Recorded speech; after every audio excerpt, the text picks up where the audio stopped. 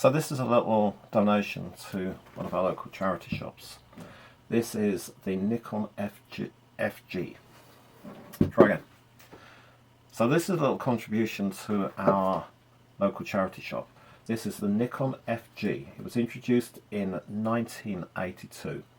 It's a compact and lightweight single lens reflex 35mm camera, and it was the first Nikon to feature programmed auto exposure mode, making it quite versatile little machine.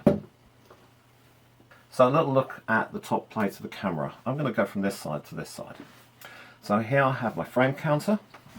Here I have my shutter release, which is threaded for a cable release, and I've got a wind-on meter with a standoff position to turn the meter on.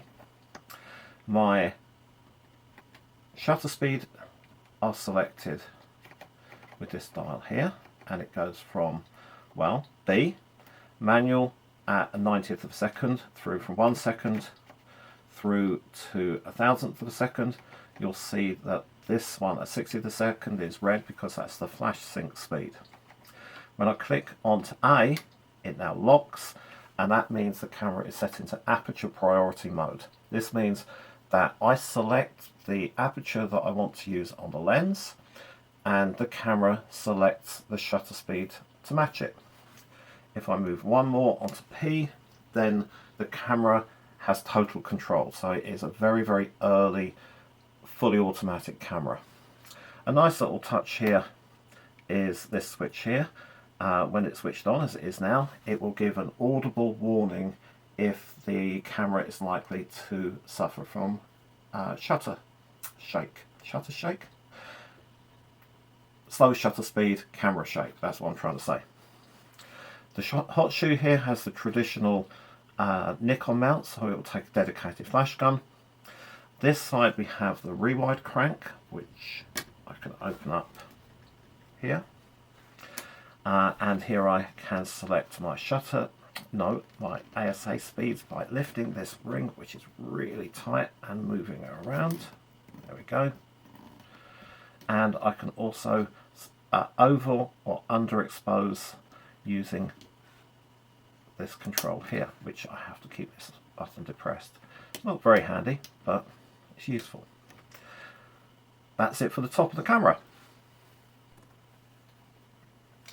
Now if I turn the camera around and have a little look at the front of it, on this side of the camera you can see that there are two strange lugs. That's because there is an optional grip here, which does actually help quite a lot. We have a 10-second clockwork timer here, and as you can see at the moment this one is forced into the down position. On the other side of the camera I have two buttons. This is my lens release button to allow me to remove the lens, and this button here is a 2 stops overexposure compensation for backlit subjects. So if there is a bright light behind my subject, I can press this button and it will try and compensate for me.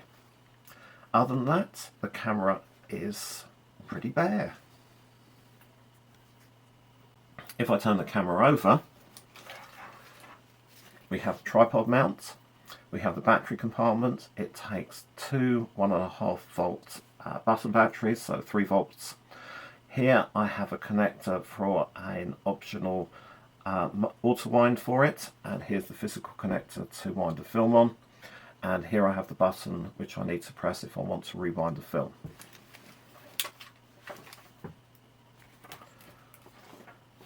This one has a problem though. Take the lens off.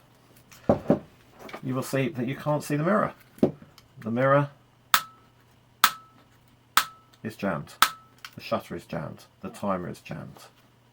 And that's a real shame because these are nice little cameras, and I truly don't understand why someone would donate something that obviously doesn't work.